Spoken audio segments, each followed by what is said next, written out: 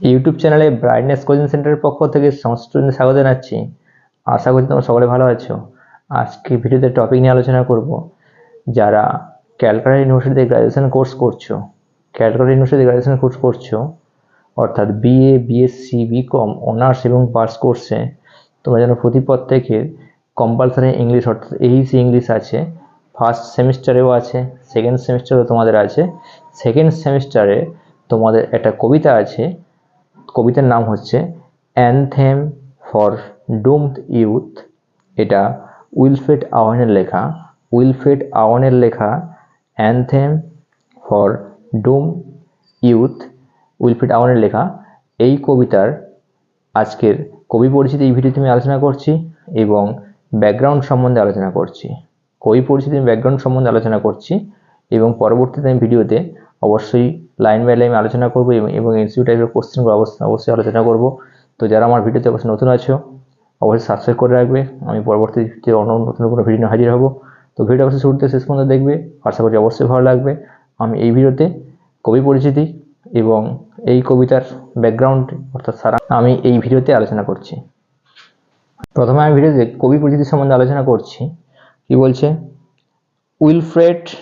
Wilfred Edward Salter Owen, এই কবির হচ্ছে কি full name Wilfred Edward Salter Owen. কারণ তোমাদের এমসি টাইপের যদি কোশ্চেন হবে, এমসি টাইপের কোশ্চেনের সম্ভাব্য কবি পরিচিতি থাকতে পারে। তো উইলফ্রেড আওয়েনের ফুল ফর্ম কি? তো Wilfred Edward Salter Owen was an English poet and soldier. ইনি একজন ইংলিশ কবি ছিলেন এবং একজন কি সৈনিকও ছিলেন। তো তিনি এক ধারে তিনি ছিলেন কবি এবং এক ধারে তিনি সৈনিক ছিলেন। এবং কি সৈনিক যখন ছিলেন, দেশের হয়ে যখন যুদ্ধ করতেন, লড়াই করা চলাকালীন এবং যুদ্ধোত্তর অবস্থায় থাকাকালীন কিন্তু উনি কবিতাও লিখতেন, যুদ্ধের পাশাপাশি তিনি কবিতা লিখতেন। নেক্সট বলছে কি, he was born on 18 March 18 March 1893, 1893 সালে 18 মার্চ ইংল্যান্ডে তিনি জন্মগ্রহণ করেছিলেন। তাহলে কি 18 মার্চ 1893 সালে ইংল্যান্ডে তিনি জন্মগ্রহণ করেছিলেন, কবি উইলফ্রেড আওয়েন। নেক্সট বলছে কি, Owen was one of the greatest war poets.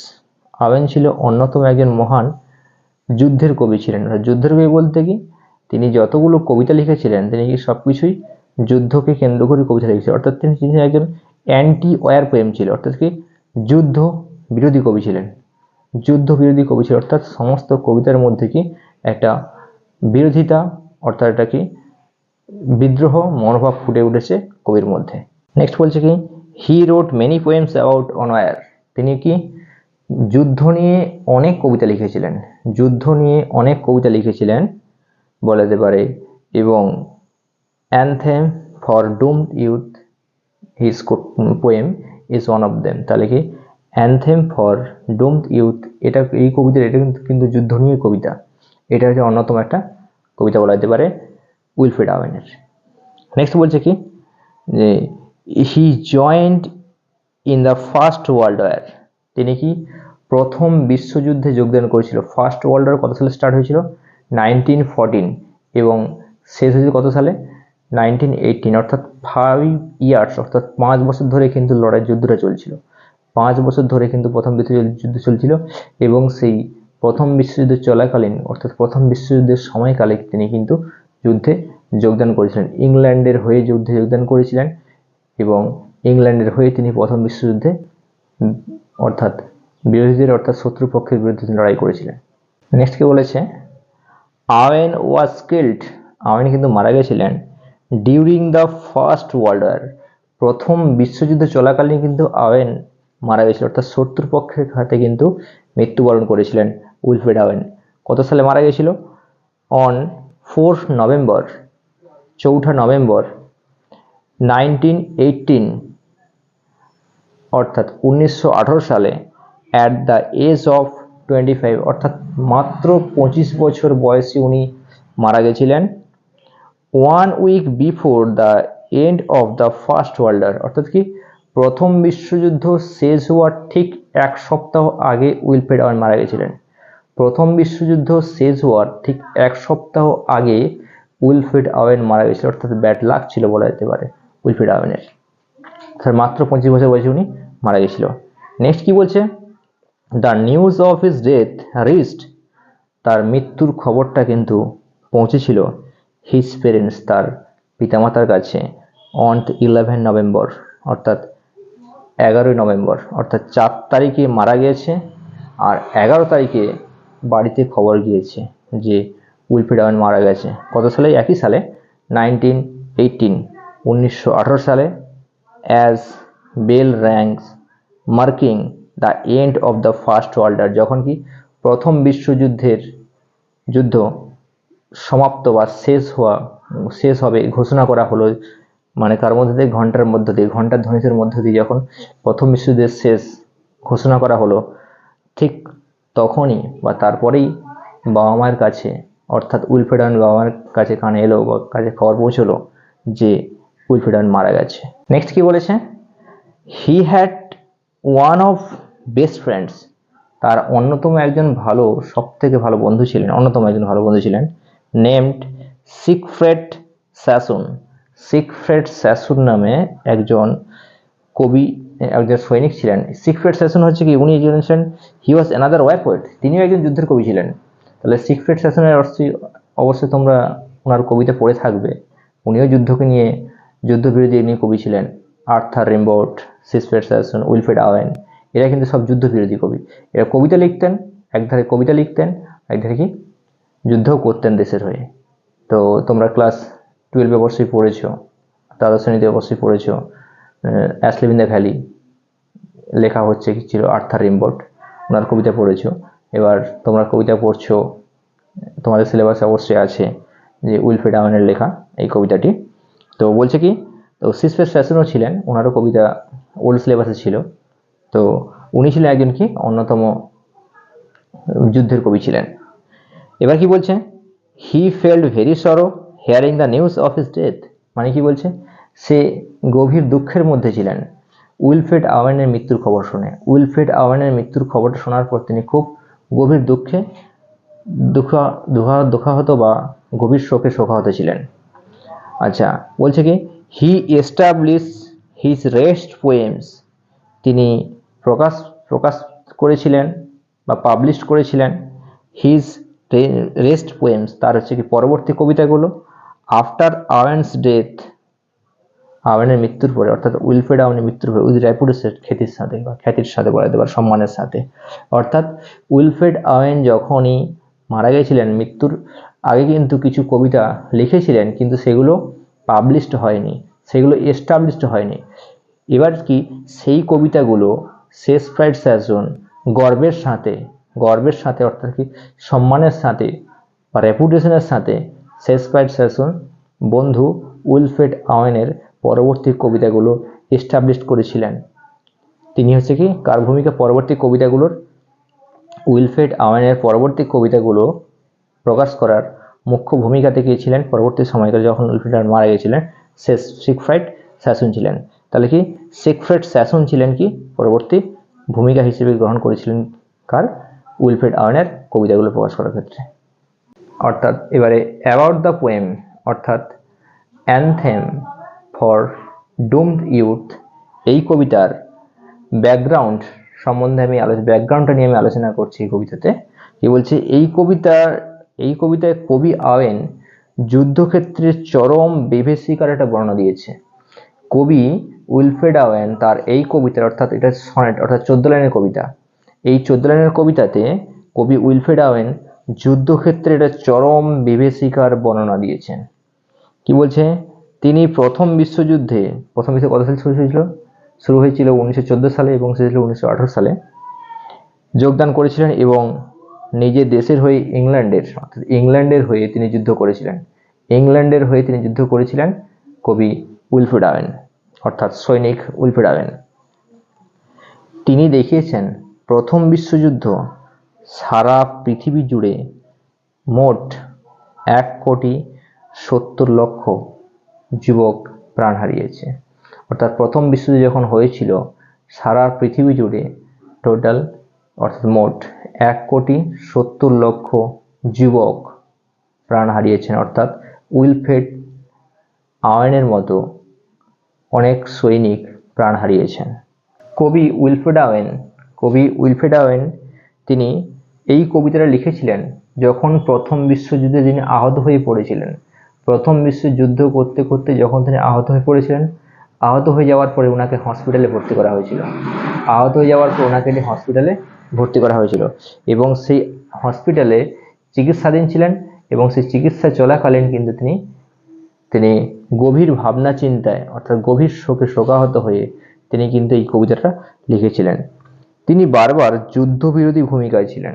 আমি আগেই বলেছি কবি উইলফ্রেড আওয়েন কিন্তু প্রতিটা মুহূর্তে তার কবিতার মধ্য দিয়ে ফুটে উঠেছে যুদ্ধ বিরোধী ভূমিকাতে ছিলেন, অর্থাৎ তিনি যুদ্ধ কোনোভাবে চান না। এবং কি এগুলির মধ্য দিয়ে লেখনের মধ্য দিয়ে কিন্তু এটা ফুটে উঠেছে।